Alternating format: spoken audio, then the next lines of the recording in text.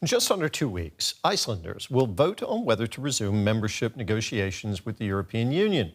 Iceland walked away from talks over a decade ago, and the country remains divided over EU membership. But more people are warming to the idea after Donald Trump's threats against Greenland and Russia's full-scale invasion of Ukraine. Greenland is 290 kilometers away from Iceland. It's a very short distance, and when they are threatened, we are threatened as well. Greenland is a vast... Donald Trump wants Greenland. That is causing unease in Iceland, where many wonder if their island could be targeted by the US next. Could joining the European Union protect Iceland's sovereignty? Some want to prevent that at all costs.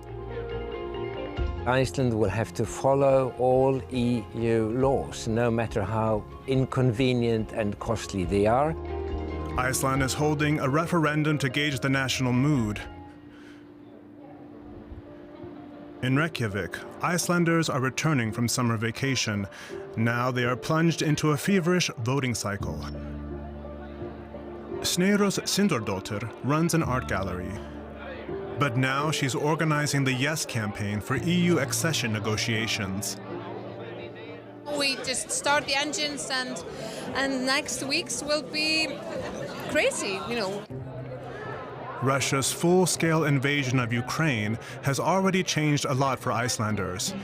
Now, Donald Trump is adding to their concerns. I think definitely security would be increased if we enter the EU. We are already founding nation of NATO. We have the defense treaty with the United States. But given the situation in the United States, I think it would be wiser to lean up against our true allies and friends in Europe. Only around 400,000 people live on the world's largest magmatic island. They're used to facing the harsh environment, earthquakes, and volcanic eruptions on their own. But proponents of EU membership also see the benefits of joining a larger alliance. I think it would be a strength for Iceland to join a union, you know, where decisions are being made together, in unity. For now, the vote is only about accession negotiations. A decision on whether to join the EU would be decided later in a second referendum. Physics professor Haraldur Ólafsson is an outspoken Euroskeptic. He too is fully immersed in the campaign, working up to 12 hours a day. We are basically here to explain to the people that being members of the European Union is a huge step away from democracy. We are giving the power to someone else in another country that will never give it back and will make rules that we cannot possibly control.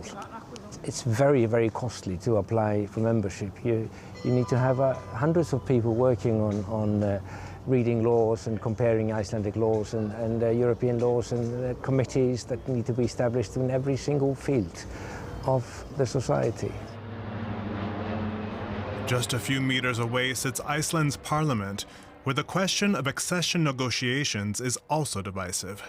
The Europeans also must understand that a small nation like ours, maybe we have a bigger voice outside the Union than in the Union. In the European Parliament, we would have approximately 6 seats out of 726, I think. We are afraid of that we will just disappear in this mass that the European Union is. It's a security question also to be a part of a bigger trade bloc. And of course we can see that Europe is stepping up when it comes to defense. So there are definitely places where the European Union has a role, for example when it comes to hybrid threats and similar threats. Commercial fishing has brought prosperity to Iceland. At the port of Reykjavik, this industry is a contentious referendum issue. If Iceland becomes a member of the European Union governs fishery in the waters around Iceland. Haraldur has supporters here who oppose joining the EU. Fishing and sovereignty are closely linked in Iceland. We will never give our freedom to the European Union. We in Iceland know exactly how to do in Iceland. We don't need any help from abroad for that. And I think it's just not in our genes. We are so stubborn and independent. Few places symbolize the desire for self-determination quite like the historic Icelandic parliament, located in what is today a national park. Representatives of the people first gathered here 1,000 years ago.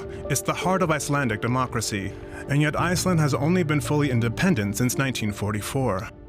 To have regained the independence so short time ago, that makes the whole issue of national sovereignty a very sensitive and emotional issue for most Icelanders. This is where the North American and Eurasian tectonic plates meet. But today, the continents are pulling the country apart politically. Sneyros's gallery will have to wait for the time being. The referendum demands all her energy. It's a question of principle for the 34-year-old mother. Mostly to me, it's like, where do we belong? Who share our values? Where is the cradle of democracy and human rights in the world? And that's within the European Union. It's not in Asia, it's not in America. Both pro-EU Sneyros and Euroskeptic Haraldur are courting the many undecided voters this August.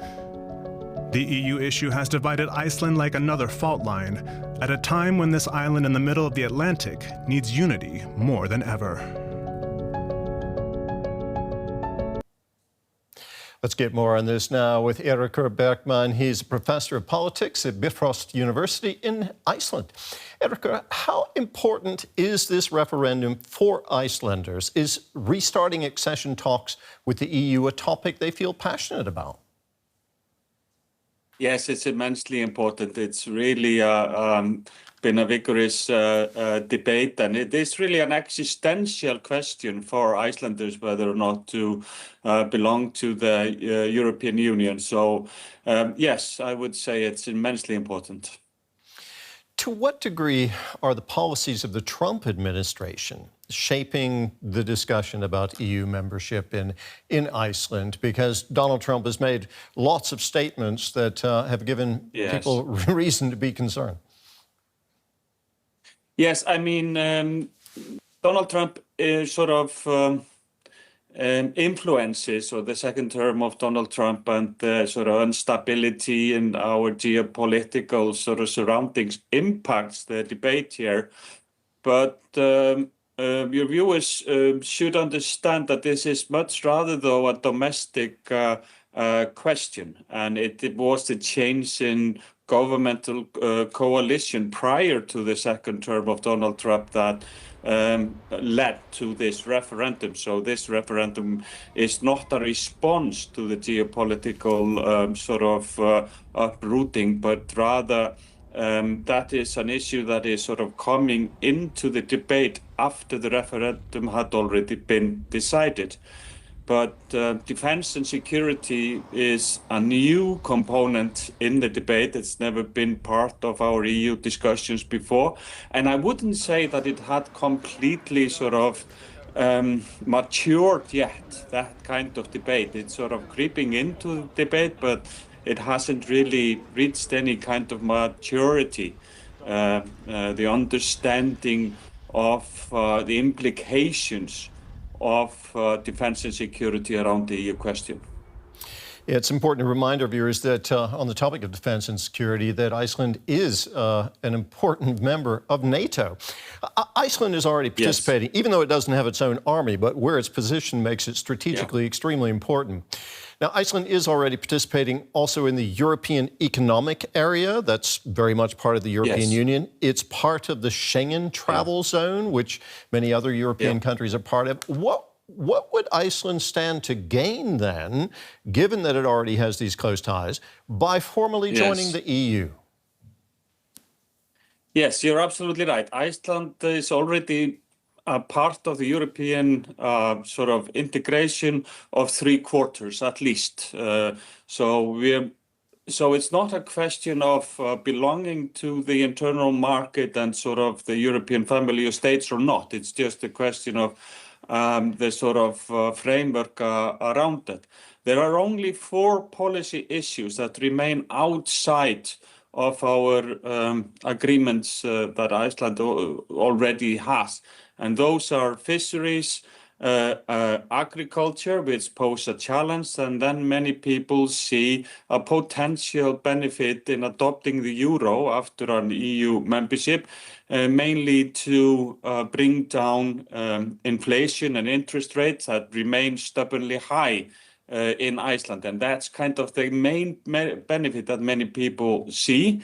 And then the fourth aspect is those that we mentioned before, defense and security, that Iceland might see a benefit in belonging to a European security architecture now that European defenses are clearly moving across the Atlantic eastwards. And Iceland has a bilateral defense agreement with the US since 1951 in addition to its NATO membership. And now many people are starting to sort of reassess that situation. So those are the four policy areas, two that pose challenges, two that might be a potential benefit. And then the final one is simply having a say in the sort of rule book that we are meant to follow. You mentioned fisheries. Iceland is extremely protective of its fishing rights, commercial fishing being a key part of the Icelandic economy. Would Iceland not have to give up its autonomy on fisheries policy if it were to join the EU? Can it afford to do that? Well, I mean, this at least is a clear question. Iceland would never join the European Union if that meant giving up its authority over its fishing grounds. That is absolutely clear. No foreign minister would even attempt to try that. So the question that remains is then whether an accession agreement can be reached, which would guarantee Iceland's control over its fishing grounds. And there are many arguments for that. Iceland's situation when it comes to fisheries is fundamentally different to other European countries. We do not share fish stocks with Europe to any large extent. Most of the fishing grounds are domestic in Iceland. Iceland does not border the EU's waters anywhere. So the sort of logic behind the common fishery policy does not apply to Iceland. And therefore, that will be the objective of Iceland to keep control of its fishing grounds. And many sort of spokesmen of the EU have indicated that the EU might be understanding of that. Eirikur, thank you very much for talking with us today. That was Eirikur Bergmann, Professor of Politics at Bifrost University.